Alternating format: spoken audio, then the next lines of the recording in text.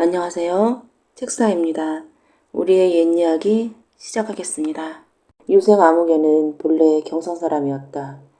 이른 나이에 문명이 있어 20살에 진사를 하였으나 가세가 빈곤하므로 수원으로 이사가서 살았다. 그의 아내 남씨는 재색을 갖춘 아름다운 여인으로 바느질로 생활을 꾸렸다.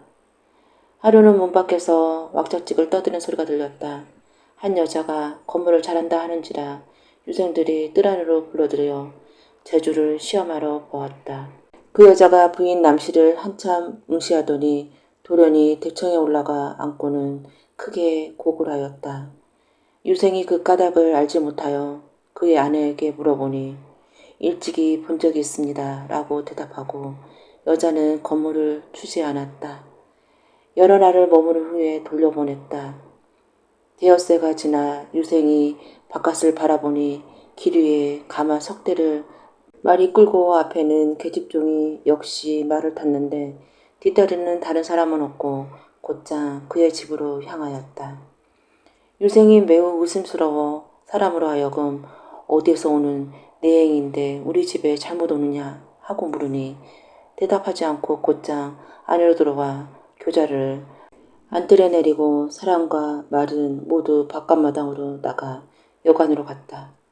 유생은 더욱 괴이하고 의아하여 그 안사람에게 물으니 이 뒤에 알게 될 것입니다 하였다. 이날부터 저녁밥상에 그릇부치가 산뜻하고 깨끗하여 생선과 육류가 모두 갖추어져 있었다. 유생은 또 아내에게 물으니 배불리 드시고 억지로 묻지는 마세요. 그리고 며칠 동안 안채에 들어오지도 마세요 하였다. 유생은 의심스러울 따름이었다. 하루는 안사람이 그를 내와 갑자기 서울로 올라가기를 재촉하였다.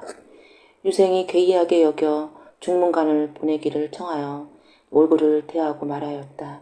내행은 어디서 왔으며 조석의 공급은 어째서 전일에 비하여 풍성하고 깨끗하며 또 나에게 서울행을 지촉하면 무슨 까닭이오. 남씨가 말하였다. 이에 관한 사실은 다 다음에 알려드릴 것입니다. 서울행에 쓰일 사람과 말에 대해서는 반드시 개념하실 필요가 없습니다. 다만 길을 떠나시기만 하세요. 유생은 몹시 의아스러웠으나 처가가 바라는 대로 하였다. 다음 날 세 개의 가마가 전날처럼 말을 멍을 지우고 유생 자신이 탈 말도 안창을 갖추어 기다리고 있었다. 유생이 부득이 말을 타고 일행을 따라갔다. 서울 남대문에 도착하여 회동에 들어갔는데 한 큰 저택의 안뜰에 도착하였다. 유생은 중대문 밖에서 말을 내려 사방을 둘러보니 곧 빈집의 한 구석이었다. 바깥 대창에는 돗자리를 깔고 서책, 불가표리 등의 문방제부가 잘 정리되어 자위에 벌려져 있었다. 관을 쓴 자가 여러 명이 있었는데 마치 청지기 같은 모습을 하고 노복 4~5명이 뜰에 나와 예를 갖추어 인사하기를 유생이 물었다. 너희들은 누구냐? 노자이옵니다. 이 댁은 누구의 집이냐? 진사님 댁이옵니다. 여기 좌우에 갖춘 물건들은 누구를 위한 것들이냐? 모두 진사님께서 쓰실 물건입니다. 유생이 이러한 까닭을 헤아릴 수가 없어 홀로 우두커니 앉아 있었다. 저녁을 먹고 밤이 깊은지 오래되었다. 그의 부인이 글을 보냈는데 오늘 밤 한미인이 올 것이니 외로운 나으의 마음을 위로하세요 라고 쓰여져 있었다. 유생은 우스갯소리를 여길 뿐이었다. 청지기들이 나가자 안에 한 쌍의 갈매머리를 한 계집종이 한 절세미인을 감싸고 와 촛불 아래 앉히고 곧 친구를 폈다. 유생이 그 연유를 풀지 못하여 어느 곳에 사는 미인인데 나와 동침을 원하는 게요 물었으나 미인은 미소만 지을 뿐 대답하지 않았다. 유생은 그 까닭이 어떠한지는 알지 못했지만 이미 부인의 편지가 있었고 또 미인을 보니 품고 싶은 정이 자제하기 어려웠다. 드디어 그 여인의 옷 같은 손을 잡고 사랑을 나눌 비단 이불로 들어가 어수지락을 다하였다. 다음날 아침 부인 남씨가 다시 글을 써 새로운 사람을 얻음에 할애하고 또 말하였다. 오늘 밤에 또 다른 미인을 보내겠습니다. 그날 밤이 되니 시비들이 전날 밤처럼 한 미인을 부축하여 나오는데 자세히 살펴보아도 어제 그 미인이 아니었다. 유생은 또 새로운 여자와 더불어 오누지력을 보냈다. 또 다음날 아침 남씨가 그를 보내 축하하였다. 오후가 되자 문 밖에 갑자기 갈도하는 소리가 나오며 한 종이 들어와 아뢰었다. 곰파사 대감께서 행차하셨습니다. 유생이 깜짝 놀라 숨이 멎은 듯하여 마루로 내려와 두 손을 마주잡고 섰다. 조금 있으니 한 백발노인의 노재상이 초원을 타고 들어와 유생을 보자 호련히 손을 잡고 마루에 올라가 좌정하였다. 유생이 물었다. 대감께서는 어느 존귀한 분이신지 모르겠습니다. 소생은 한 번도 뵌 일이 없습니다. 어떻게 오셨는지요? 곰판서가 웃으며 말하였다. 그대는 아직도 변화함의 꿈에 깨지 못하고 있군. 내가 말해주겠네. 자네처럼 좋은 팔자는 예로부터 지금까지 드물 것이네. 연전에 자네 장인의 댁이 우리 집, 또 역관 현지사의 집과 서로 담을 격하고 있었지. 그런데 같은 해, 같은 달, 같은 날 일시에 새 집에서 딸을 낳았으니 기이한 일이네. 각자 8, 9살이 되자 그 덕성과 용모, 언행과 동작이 막상막하하여 또 그 심지가 서로 합하여 새 낭자가 서로 떨어지지 않으며 왕래하고 놀더니 저희들끼리 맹세하기를 장차 시집갈 때 함께 한 사람을 섬기기로 굳게 약속하였다네. 이런 사실은 나도 알지 못하였고 다른 집에서도 모두 몰랐었지. 그 후 자네 장인댁이 다른 곳으로 이사가 소식을 들을 수가 없었네. 내 딸은 즉실소생일세. 나이가 개년에 이르자 혼사를 의논하면 죽기로 저항하며 옳지 않으며 다만 말하기를 이미 전에 한 약속이 있으니 아무개 낭자를 따라 한 사람을 섬길 것이라 하네. 형가의 딸아이 또한 이와 같이 말하였네. 내가 딸아이를 여러 방법으로 꼬집고 하야하고 회유해 보았으나 끝내 마음을 돌리지 못했네. 그러는 사이 신압으로 세월이 흘러 25살이 넘어서도 여전히 시집가지 못했지. 예전에 들으니 형가의 딸이 검기를 배워 남장을 하고 팔방을 유람하며 그 댁에 장인댁을 찾으러 다닌다는 소리를 들었네. 이제 수원 땅에서 그대의 집을 찾은 후에 우리 딸에게 통지하여 약속을 하고는 자네 부인 남씨와 상의하여 이와 같이 한 거라네. 그젯밤에 와서는 미인은 현지사의 딸이고 어젯밤에 온 미인은 이 늙은의 딸이라네. 가사, 노비, 진물, 서책 또는 전토 등은 나와 현지사가 균등히 자금을 내었네. 자네 평생에 충분할 만큼 될 것일세. 자네 하루아침에 두 미인과 재산을 얻었으니 옛날의 양소유라도 이보다 더하지는 않을 것세. 자네는 정말 좋은 팔자일세. 유생이 듣기를 마치니 꿈을 처음 깬 것 같아 심히 기이하여 가만히 속으로 탄식하였다. 곰팔사가 즉시 하인에게 현지사를 청하여 오라고 시켰다. 조금 있으니 한 노인이 아간의 넓은 띠를 두르고 허리를 구부리고 왔다. 이에 큰 잔치를 열어 종일토록 즐거움을 다하였다. 곰판사는 즉 권대운이었다. 유생은 이로부터 1처 2첩으로 한 집에 활약하였다. 여러 해가 지나 하루는 유생의 처가 남편에게 말하였다. 지금 조정을 보니 당연히 득사합니다. 곰판서는 이때 나란 일을 담당하는 자이라 근일의 일이 멸륜의 일이 아닌 것이 없습니다. 오래지 않아 반드시 패하게 될 것인데 패하게 되면 두렵게 화가 맺힐 우려가 있습니다. 그러니 스스로 일찍 고향으로 내려가 응거하여 화를 면할 계책을 삼는 것이 좋을 듯합니다. 유생은 그 말을 따라 가산을 팔아 채첩을 거느리고 고향에 있는 집으로 내려온 이후 다시는 서울에 들어가지 않았다.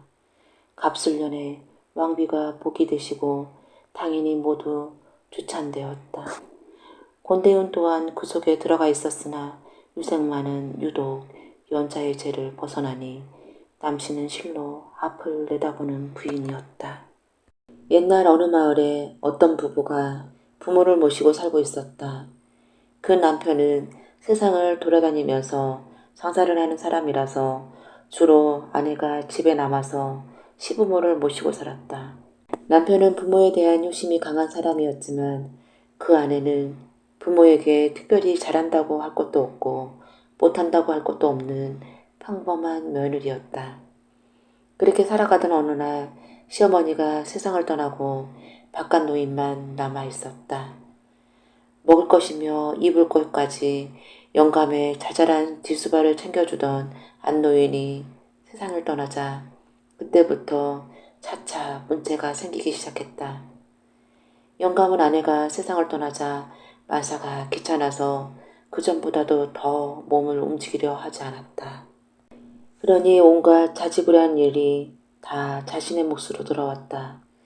아들이 집에 있을 때에는 이것저것 신경을 써서 챙겨드린다고 했지만 아들이 할 수 있는 일에는 한계가 있었다. 게다가 아들이 집에 있는 날보다 나가 있는 날이 더 많으니 그것이 문제였다. 며느리가 그 몫을 담당해야 하는데 며느리는 늙은 시아버지 뒷수발이 점점 하기 싫어졌다. 방문만 열면 방 한 구석에 놓인 요강에서 나는 지린내부터 시작해서 방 안에 틀어박혀 있는 영감한테서 풍기는 퀴퀴한 냄새를 견디기가 어려웠다. 그러니 며느리는 인상을 찌푸리면서도 아휴, 저 영감을 언제나 저 세상으로 가나 그래 하고 혼잣말 하는 것이 다반사가 되었다. 이러다 보니 며느리가 시아버지를 대하는 행동이 고울 리가 없었다. 말대꾸도 없이 퉁명스럽게 대하기가 일쑤였고 먹을 것, 입을 것을 제대로 챙겨주지 않았다. 특히 먹을 것이 문제였다. 먹을 것을 조금만 주면 영감이 대소변을 덜 볼 뿐 아니라 몸이 쇠약해져서 일찍 떠나가리라는 생각에 며느리는 시아버지에게 주는 음식을 갈수록 줄이기 시작했다. 주어도 노인네가 잘 먹지 못할 음식만 골라주어서 제대로 먹을 수가 없게 했다.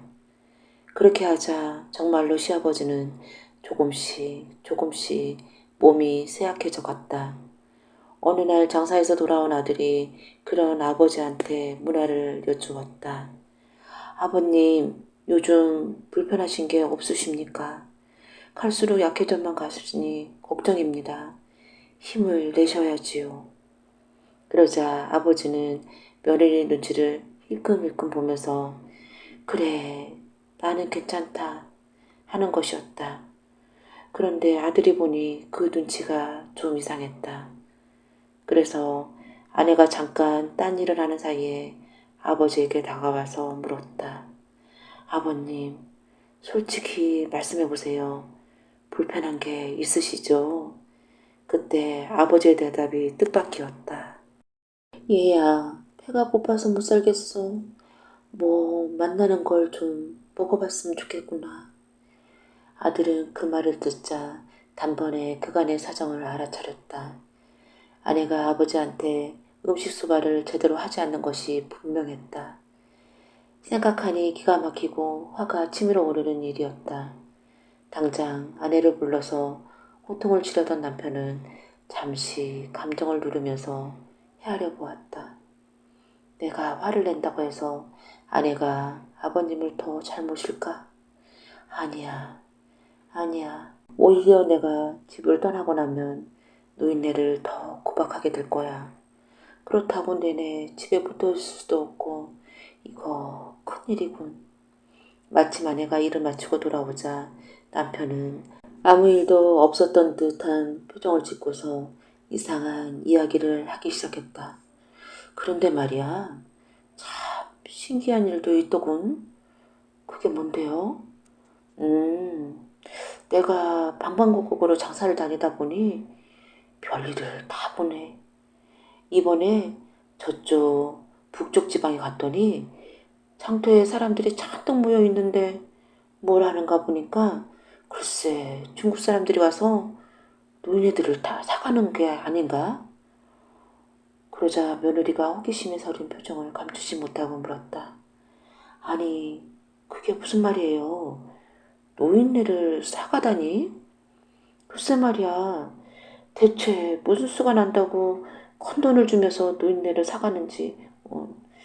그런데 보니까 아무 노인네나 사가는 게 아니야. 잘 먹여서 살이 아주 뽀얗게 오른 그런 노인네만 골라서 사가지 뭔가. 아예 조를 갖다 놓고서 몸무게를 재서 말이야. 며느리가 뭘 곰곰이 생각하는 듯 하자 남편이 스그머니 말했다. 요즘 우리 집 노인네 행색이 말이 아닌데 그 사람들한테 팔아버릴까? 중국에 가면 호강을 시켜준다던데. 아니, 그게 진심이에요? 그럼 그렇고 말고 우리 1년 만에 저 노인네를 잘 입히고 먹여서 뽀얗게 살이 오르거든 팔아버리십시다. 어머니가 계실 땐 몰랐는데 귀찮아서 안 되겠어. 그러자 며느리는 무슨 좋은 수가 난 것처럼 입가에 보재기가 파이고 눈이 반짝반짝 빛났다. 다음날 남편이 다시 길을 떠나자 그때부터 갑자기 시아버지를 대하는 며느리 태도가 달라지기 시작했다.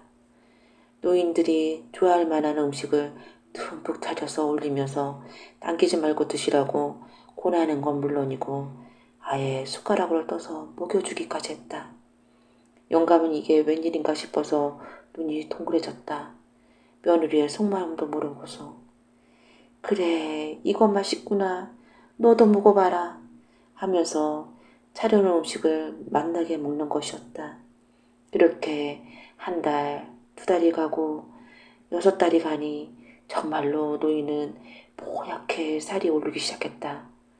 더 이상 방 안에 틀어박혀 귀퀴한 냄새를 풍기던 힘없는 노인의 모습이 아니었다. 날마다 좋은 음식을 먹어서 힘이 난 데다 며느리가 잘해줘서 기분까지 좋으니 노인은 점차 몸을 움직이기 시작했다. 씻기지도 않았는데 마당에 나와서 빗자루를 들고 마당을 쓰는가 싶더니 엄마 손이 채 못 가서 울고 있는 어린 손주를 맡아서 놀아주고 재워주었다. 농사터에 나가서 김을 매는가 싶더니 어느 날부턴가 뒷간에 나가서 거름을 퍼다가 바드다 뿌려주는 일까지 시작했다. 며느리가 그 모습을 보고서는 아버님 그러지 말고 그냥 방에 가만히 쉬세요. 이렇게 만류했지만 영감은 아니다. 방에 틀어박혀 있으면 뭐래. 조금이라도 몸을 움직여야지 하는 것이었다. 그럭저럭 1년이 다 되었다. 노인은 그동안 계속 좋은 음식을 잘 먹은 데다 곁들여 운동까지 한지라 살이 뽀얗게 올라서 아주 팽팽해졌다. 그 모습을 보고 남편이 아내를 불러 말했다. 이제 됐어. 저렇게 살을 찌고 건강해졌으니 중국 사람들이 무척 좋아할 거야. 우리 돌아오는 장날에 아버지를 팔아버립시다. 그러자 며느리가 뭐라고 하는 거 아니? 아니 그게 무슨 소리예요? 그런 소리 하지도 말아요. 지금 아버님이 우리 집에서 얼마나 큰 몫을 하는지 알기나 해요? 그리고 아버님이 나한테 얼마나 잘해주신다고요. 맨날 집을 떠나 있는 당신보다는 10배는 나아요. 그런 말도 안 되는 소리랑 하지도 마세요. 그러자 남편은 짐짓 무한한 표정을 짓는 것이었다. 어허, 그런가? 난 또... 그가 남몰래 돌아서서 미소를 지었다. 그 부부는 오랫도록 아버님을 잘 모시고 화목하게 잘 살았다고 한다. 옛날에 천별사를 다스리는 오구대왕이 있었다. 나라를 잘 다스렸는데 항우전이 비어있는 것이 흠이었다. 여러 종실과 시신 백관이 간택을 할 것을 권하자 대왕마마는 간택을 허락하자 종교를 내려줬다. 나라에 영을 내려주며 간택을 하였는데 길대 부인을 군모로 모시게 되었다. 국가의 기륭을 알고 싶은데 어디 용한 복자가 있더냐. 대왕마마가 시녀상궁에게 물었다. 천하궁 기리박사, 재석궁 소실학씨, 영도궁 강림박사가 용하다고 하더이다. 천하궁에 가서 문복하여라. 대왕의 정교를 받은 상궁은 생진주 석대, 금돈 닷돈, 자금 닷돈을 간추려 싸서 천하궁 기리박사를 찾아갔다. 천하궁의 기리박사는 백옥반에 백미를 흩어놓고 점을 치기 시작했다. 초산은 흩은 산이요, 이산은 상하문이요, 세 번째 상은 1호성이로다. 아래옵기 항송하나 올해는 혼인을 하면 7공주를 보실 것이요, 내년에 혼인을 하면 새 왕자를 보시리라. 상궁은 돌아와 그대로 아래었다. 상궁의 말을 들은 대왕은 웃으며 말했다. 문복이 용하다고 한들 채 어찌 알겠느냐. 일각이 여삼추요, 하루가 열흘 같은데 어떻게 기다리겠느냐. 오구대왕은 예조의 태기를 명하고 혼인을 서둘렀다. 세월은 뉴스 같아 몇 달이 지나가니 길대 부인이 몸에 이상이 생겼다. 수라에는 승살내가 나고 어수에는 허감내가 나고 금강초는 풋내가 나고 탕수에는 갈량내가 나는 모든 음식을 먹을 수가 없었다. 대왕마마가 길대 부인에게 물었다. 꿈이 어떠하더이까? 네. 품 안에 다리 도다뱉고 오른손에 청도화가 짝을 꺾어 들고 있었나이다. 대왕마마는 상궁에게 문복을 가라 명하였다. 청야궁의 기리박사는 점을 쳐 상궁에게 일러주었다. 중전마마의 태기가 분명하구나. 자식을 보는데 공주를 뵐 것이오. 그대로 상달하자. 문복이 용한다고 한들 채 어찌 알겠느냐 하고 웃어넘겼다. 10달이 되어 나으니 공주였다. 대왕마마가 말하였다. 공주를 낳았으니 세자인들 아니 낳겠느냐. 귀하게 길러라. 공주 아이가 태어난 지 석 달이 되자 청대공주라 하고 결혼은 해님댁이라 하였다. 세월이 흘러 길대 부인은 또 잉태했는데 꿈을 말하기를 품 안에 칠성별이 떨어지고 오른속에 홍도화가 한 가지 물고 있었나이다 하고 말했다. 또 딸을 낳아 이름은 홍도공주라 하고 결혼은 달림댁이라 하였다. 그리고는 아들이 태어나기를 기다렸는데 계속 딸만 태어나 딸만 육형제를 두었다. 육형제를 낳은 후 길대 부인은 다시 잉태하였다. 이번의 꿈은 어떠하여더이까? 이번 꿈은 연약한 몸이 부지하기 어려울까 하나이다. 대명전 대들보에 청룡, 황룡이 엉켜져 보이고 오른손에는 보람에 왼손에는 백마를 받아 보이고 왼 무릎에 흑고북이 앉아 뵙고 양 어깨에는 해와 달이 돋아나 베어이다. 길대 부인의 말을 들은 대왕은 크게 기뻐하였다. 그대가 이번에는 세자 대군을 낳겠구려. 그리고는 상궁에게 문복에 갈 것을 명하였다. 문복을 다녀온 상궁이 아뢰었다. 이번에도 공주를 본다고 하옵니다. 존복이 용한다 한들 총복마다 맞추겠느냐. 이번 꿈은 세자 대군을 얻을 꿈이로다 하여 사대문에 방을 붙고 옥문을 열어 중재인을 용서하게 하였다. 드디어 10달이 되어 해산하였는데 또 공주였다. 길대 부인은 그만 울음을 터뜨렸다. 대왕은 길게 탄식하였다. 내 전생에 죄가 많아 옥황상제가 7공주를 점지하였구나. 서해 용왕에게 진상을 보내야겠다. 대왕은 옥장이를 불러 옥함을 짜게 하고 함뚜껑을 국왕 7공주라고 새기게 했다. 길대 부인이 산책하며 말하였다. 마마는 모지기도 모지시다. 혈육을 버리려 하옵시니 신하 중 자식 없는 신하에게 양료로 주시지. 대왕마마는 길대 부인의 말을 듣지 않았다. 버리는 자손 이름이나 지읍시다. 버려도 버릴 것이요 던져도 던질 것이니 파리떼기라 지어라. 대왕마마의 생월생시와 아기씨의 생월생시를 옥구름에 맨 후 옥병에 젖을 넣어 아기 입에 물리고 함에 넣었다. 금거북 금자물쇠, 흑거북 흑자물쇠를 채운 후에 신하를 시켜 바다에 버릴 것을 명하였다. 앞에는 황천강, 뒤에는 유사강이 흐르는 여울에 던지니 용솟음을 하여 못으로 다시 나오고, 두 번째 던져도 못으로 다시 나왔다. 세 번째 던지니 물속으로 들어가는데 하늘에 낸 자손이라 깊이 가라앉지 않고 금고비견이 나타나 지고 가였다. 이때 석가세손이 3천 제자를 거느리고 사해도 구경하고 인간도 제도할 겸 세상에 나오다가 타양산 서쪽에 굽어보니 밤이면 서기가 하늘에 가득하고 낮에는 안개가 자욱한 것이 이상하였다. 목련존자를 들어라. 저곳에 하늘이 아는 천인이 있을 것이니 내가 가서 살펴보아라. 목련존자가 다녀와 석가세존에게 아뢰었다. 소승의 눈앞에 보이지 않습니다. 내 공부가 아직 멀었구나. 석가세손이 돌배를 밟히정 가까이 가보니 대학마마의 7번째 공주였다. 남자 같으면 제자나 삼으련만 여자니 부질없구나. 석가세존이 탄식하였다. 주위를 살펴보니 비리공덕 할비와 비리공덕 할미가 경을 외우며 다가왔다. 석가세손이 이들에게 물었다.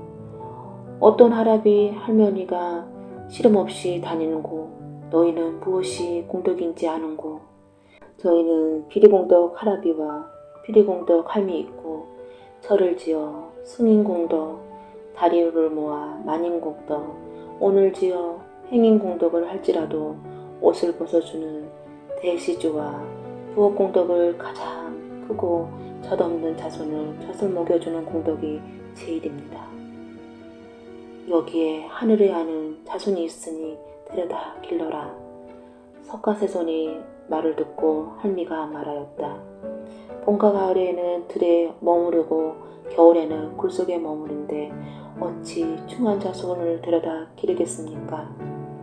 이 아기를 데려다 기르면 집도 생기고 옷과 밥이 절로 생기는 것이니 데려다 길러라. 말을 마친 석가세손은 온데간데 없이 바람처럼 어디론가 자취도 없이 사라졌다. 그제야 할아비와 할미는 부처님인 줄 알았다. 함을 굽어보니 구강칠공주라고 쓰여져 있었다. 함 앞에는 경을 차례로 외니 함 뚜껑이 열렸다. 함에 든 아기를 보니 입에는 왕거미가 가득하였고 귀에는 풀개미가 가득하고 허리에는 구렁이가 감겨 있었다. 아기를 데려다 물로 깨끗하게 씻겼다. 가사장삼을 벗겨 아기를 안고 돌아서니 난데없이 초가상간이 절묘하게 지어져 있었다. 비리공덕 할아비, 비리공덕 할미는 이곳에서 아기를 키우기로 하였다. 아기가 점점 자라나 어느덧 7살이 되자 배우지 않는 학문에도 능통하여 상통천문을 할지라도 육독 상랑을 모두가 물불통치하여 모를 것이 없었다. 하루는 아기가 묻는다. 할미야, 할아비야, 내 아바마마 어마마마는 어디 계시느냐. 할아비와 할미가 아뢰었다. 아바마마는 하늘이고 어마마마는 땅이로소이다. 할아비 할미 거짓말 마소. 천지가 인간의 고륙으로 두던가. 할미는 풀로 내려가 옷깃을 여민 후 눈물을 흘리며 아뢰었다. 무주고아인 아가씨를 의탁하려 하더니 부모를 찾습니까? 전라도 왕대가 아바마마이시고 뒷동산 10 넘은 먹어나무가 어마마마이십니다. 할미 거짓말 마소. 곰수와 초목도 인간의 고독을 두던가. 전라도 왕대는 아바마마가 돌아가시면 아랫동 윗동 잘라낸 후 두 권 쓰고 짚는 데 쓰는 것이오. 뒷동산 먹어나무는 어마마마가 돌아가시면 아랫동 윗동 잘라내고 두 권 쓰고 짚으라는 것이니 그게 어찌 부모가 되겠나. 이럭저럭 세월이 자꾸 가고 아기는 15살이 되었다. 한편 대학마마 네가 한나라시에 똑같은 명을 들어 상궁 시녀들은 걱정이 컸는데 하루는 대학마마가 상궁을 부르더니 옛날 문복이 용하더구나. 가서 점을 한번 쳐보아라 하고 문복할 것을 명하였다. 상궁이 천하궁 기리박사를 찾아가 정궤를 들었다.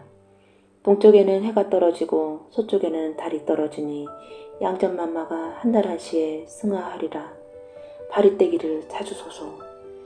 상궁으로 하여금 정궤를 들은 대왕마마가 길게 탄식하고 눈물을 흘리다가 언뜻 잠을 들었는데 뜰 한가운데 난데없이 청이동자가 나타나 절을 하였다. 어떠한 종자인데 깊은 궁중에 들어왔느뇨. 동자가 올라서서 아뢰었다. 양전만마가 한 달 한시에 승하하게 될 것이옵니다. 지금 사자들이 들어오고 있습니다. 조전백관에 온망이 있더냐, 상궁시녀에게 온책이 있더냐, 만인에게 온안이 있더냐. 대왕이 묻자 동자가 대답하였다. 온책도 아니요 온망도 아닙니다. 옥황상제가 점지한 7번째 공주를 버린 채로 그러하옵니다. 그러면 어찌 다시 회춘하리오. 다시 회춘하려면 동행용왕과 서해용왕이 있는 용궁에서 약을 잡수거나 삼신산 불사약과 복례방장, 무장성의 양형수를 얻어 잡수시면 회춘하리라. 바리떼기를 찾으소서. 동자는 온데간데 없이 사라졌다. 꿈에서 깬 대왕마마가 신하들을 불러 물었다. 약수를 얻어다가 나를 회춘시킬 신하가 있는가? 동해용왕은 용궁이요, 서해용왕은 천궁이요, 복례반장 무장승의 향은수는 수용궁이라. 산 육신은 못 가고 죽은 홍백만 갈 수 있는 곳입니다. 거행할 신하가 없습니다. 신하들의 말을 들은 대왕마마는 눈물을 흘리시면서 용상을 치며 탄식하였다.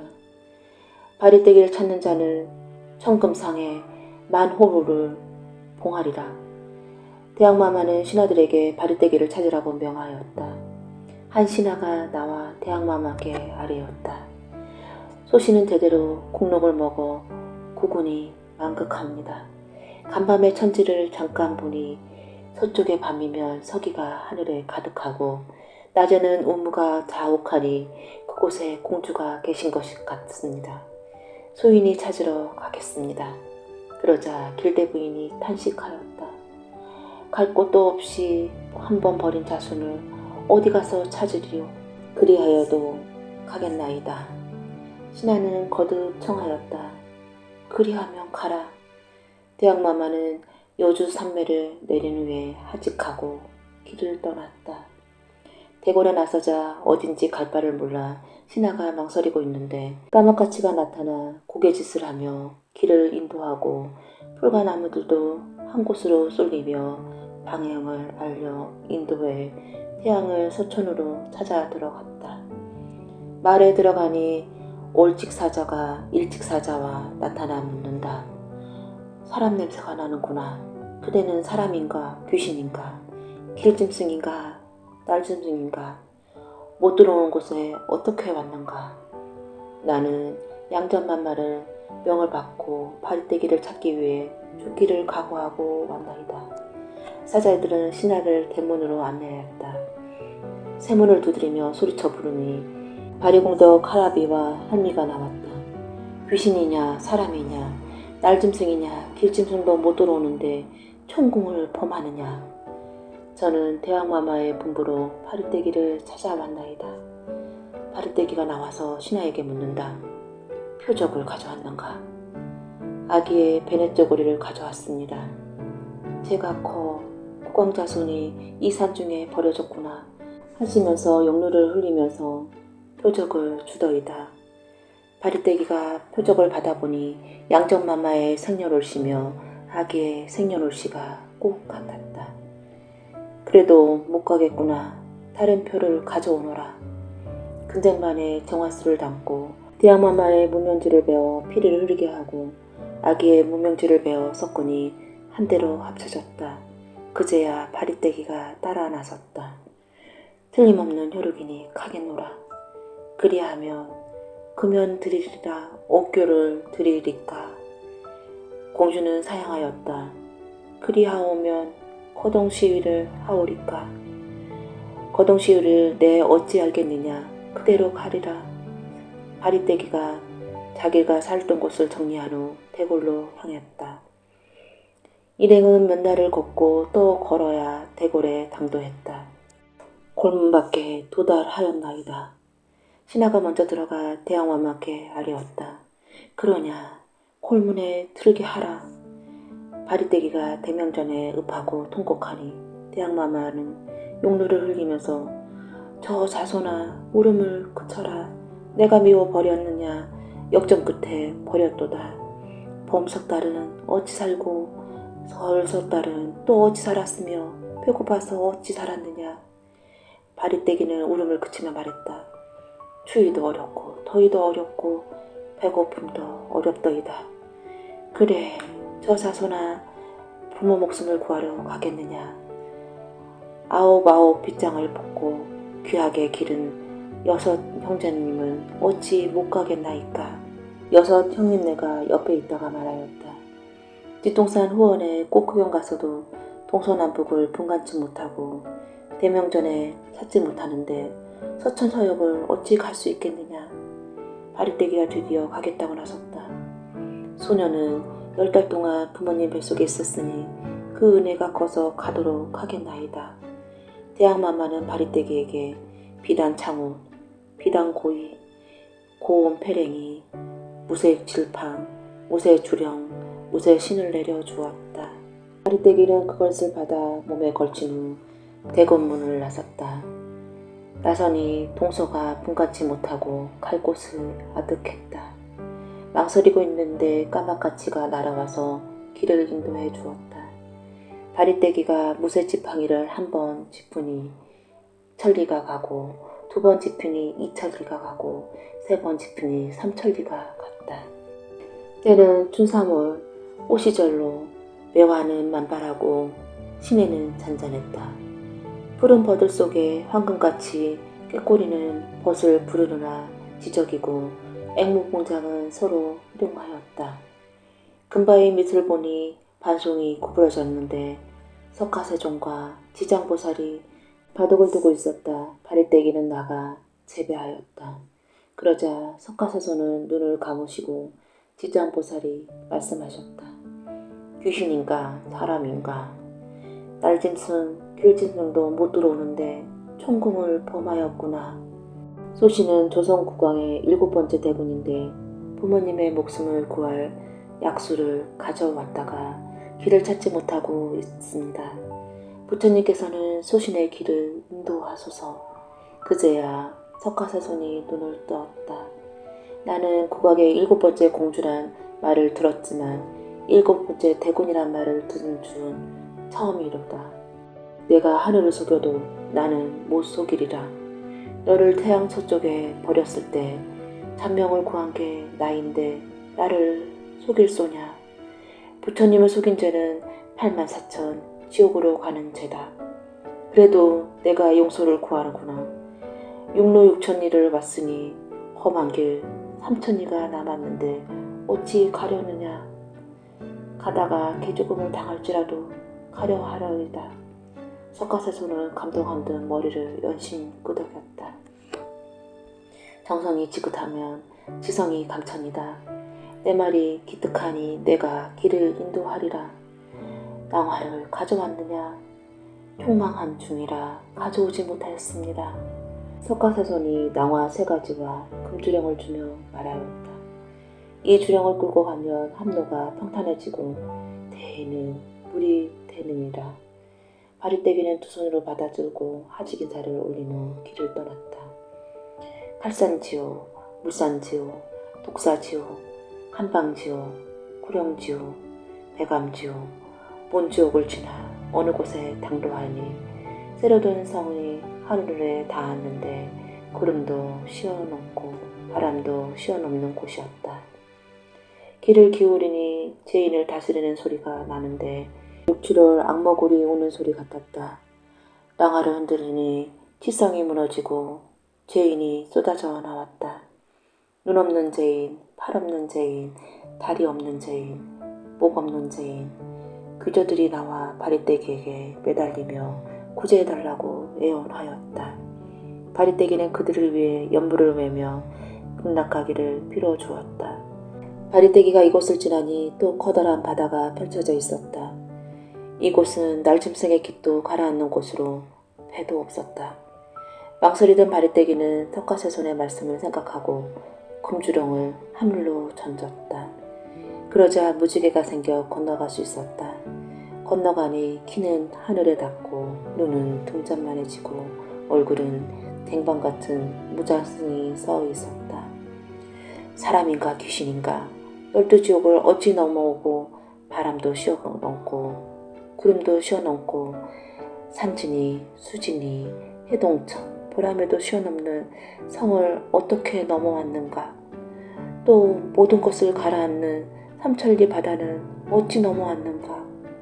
나는 국왕의 7번째 대군인데 무장승의 약수를 얻어 부모님을 살려왔나이다.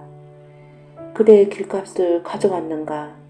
총망중에 못 가져왔나이다. 길값으로 나무 3년을 하여 주 그리 하오리다. 산값으로 불 3년을 주 그리 하오리다. 물값으로 물 3년을 길어주 그리 하오리다. 세월은 흘러 어느덧 석3년 9해가 되니 하루는 무장승이 말하였다. 그대의 상이 남루하여 보이나 앞으로는 국왕의 기상이요 뒤로는 여인의 몸이니 천상배필이라 혼인하여 아들 7을 낳아주. 바리떼기와 무장승은 천지로 장막을 삼고 일월로 등촉을 삼고 썩은 나무 동걸로 오난금친을 쌓고 살림을 시작했다. 세월은 흘러 또 흘러 바리떼기는 마침내 아들 7을 낳아주고 바리떼기는 이제 그만 돌아가겠노라고 하였다. 부부의 정도 중하지만 부모님께 효행도 늦었으니 바삐 가야겠나이다. 앞바다에 물구경을 하고 가서 물구경도 실수, 뒷동산 꽃구경을 하고 가서 꽃구경도 실수, 초경에 꿈을 꾸니 관자가 부러져 뱉고 이경에 꿈을 꾸니 신관자가 부러져 배나이다. 양정가마가 승하할 꿈이니 급히 가겠나이다. 그리하면 그대가 길어다 쓰는 물이 약수인이 가져가고 배던 풀은 개안초인이 가져가오. 뒷동산의 후원의 꽃은 숨살이, 뼈살이, 살살이 꽃이니 가져가오. 숨살이, 뼈살이, 살살이 삼색꽃은 눈에 놓고 개안초는 몸에 품고 약수는 입에 넣으시오. 바리떼기가 물을 넣어 짊어지고 하직인사를 한 후 길을 떠나려 하자 그전에는 혼자 살았으나 이제는 혼자 살 수가 없소. 나도 공주 따라 가리다. 무장승도 가겠다고 나섰다. 갈 때는 온몸이더니 돌아올 때는 9몸이 되었다. 갈치산의 불치고개 대세지 고개를 넘어오니 피바다에 배들이 떠다녔다. 연불을 외우고 아미타불 소리가 요란하고 연꽃이 사방에 받쳐져 있고 거북을 받들고 청룡, 황룡이 끄는 배는 어떤 배인고. 바리떼기가 그 중에 한 사람에게 물었다. 그 배는 세상에 있을 적에 다리를 놓아 만인공덕, 오늘 지어 행인공덕, 절을 지어 중생공덕, 옷을 벗어 시주하고 배고픈 사람에게 밥을 주고 연보를 열심히 하여 만인에게 시주하여 극락세계 연화대에 송원성취하러 가는 왕자가 탄 배로소이다. 그 뒤에 배 한 척을 또 따르고 있어 바리떼기가 물어보았다. 풍류로 잔치하고 화기로 만발하여 웃음으로 연락하고 고운 향기가 가득하여 맑은 기운을 띠고 오는 배는 어떤 배인고. 그 배는 세상에 있을 적에 나라의 충신이요 부모의 효성을 동지간에 위에 있고 일가에 한몫하고 동네 사람들에게 유순하고 가난한 사람을 구제하고 서짐으로 평생 살다가 죽은 후에 초단에 사제삼성 진호굿을 받고 2단에 내남굿을 받고 3단에 법식을 받고 시황제, 사신구제, 백일제를 받아 극락세계를 왕생하러 가는 망자가 탄 배로소이다. 또 그 뒤에 따라오는 활든 사람, 창든 사람이 둘러있고 머리를 풀어 산발하고 의복도 벗기고 결박하여 오름소리가 가득하고 모진 악기를 충만하니 그것은 또 어떤 배인고.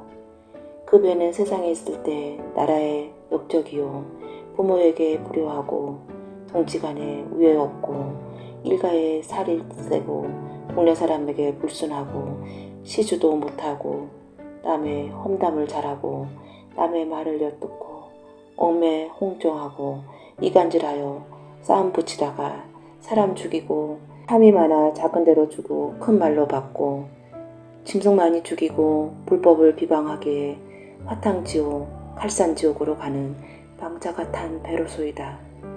또 한 배가 보이는데 그 배는 불도 없고 달도 없고 임자도 없고 조용히 흘러가고 있었다. 저 배는 어떤 배인고? 그 배는 무자귀신과 해산길에 죽은 망자와 시황제, 사십구제, 진호, 귀삼제도 못 받고 길을 잃고 세계를 몰라 임자 없이 얹혀있는 망자가 탄 배로소이다. 바리떼기는 크게 슬퍼하며 그들을 국나방성하도록 해주었다. 바리떼기가 유사강을 지나 세상으로 나오니 소요 대여가 나왔다. 산에서 나무를 베는 초종들에게 어떤 연고로 소요 대여냐고 물었다. 대가를 받아야 말하겠소. 바리떼기가 악이 없던 수건 7자 7치 코를 풀어서 주니 초동들은 그제야 대답하였다. 양전마마가 한 달 한시 승하셔서 북만산청으로 가시는 상여로소이다. 그제야 명정을 보니 임금왕자가 뚜렷하였다.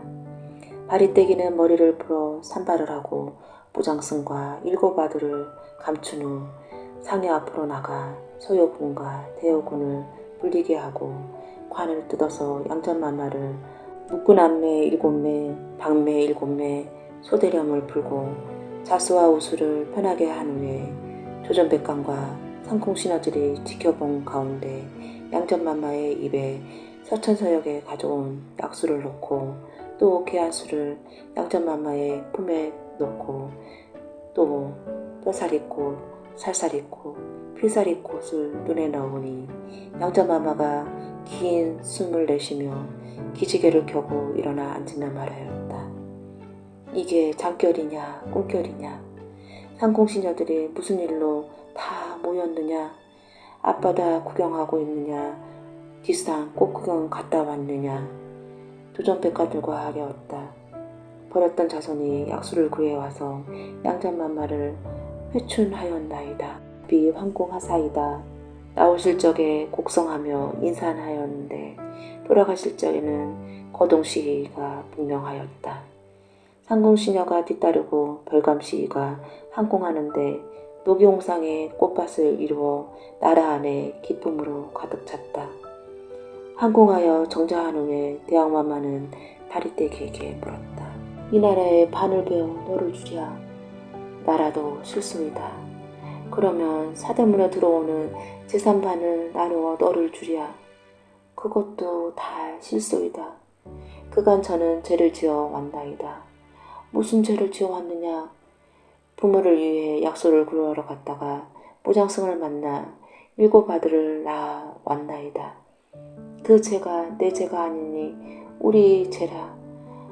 대왕마마는 무장승을 입시할 것을 명하였다. 잠시 후 신하들을 돌아와 아랜다. 강화문에 삼원불에 걸려 못 들어오나이다. 옥도끼를 찍어 들어오게 하라. 무장승이 입시하니 대왕마마는 깜짝 놀라 말하였다.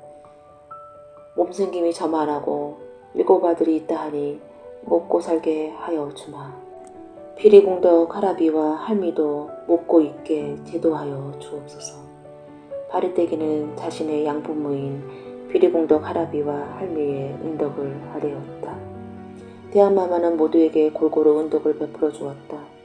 무장승은 살신제, 평도제를 받아 먹고 살게 점지하였으며 바리궁덕 할미와 진호 기세남을 할 때 영원히 저승으로 들어가기 위해 거쳐가는 가시문과 세문, 시양문을 지켜 섰다가 별미를 받아 먹고 살게 점지하고 바리떼기의 7아기는 저승의 10대왕이 되어 먹고 살게 점지하였다. 그리고 바리떼기는 인도궁의 보살이 되어 절에 가면 만방 공양을 받고 들로 내려오면 큰머리 단장을 누나 몽두리에 있고 언월도와 삼지창, 방울과 부채를 손에 든 무신이 되어 죽은 영혼을 저승으로 인도하도록 마련하였다.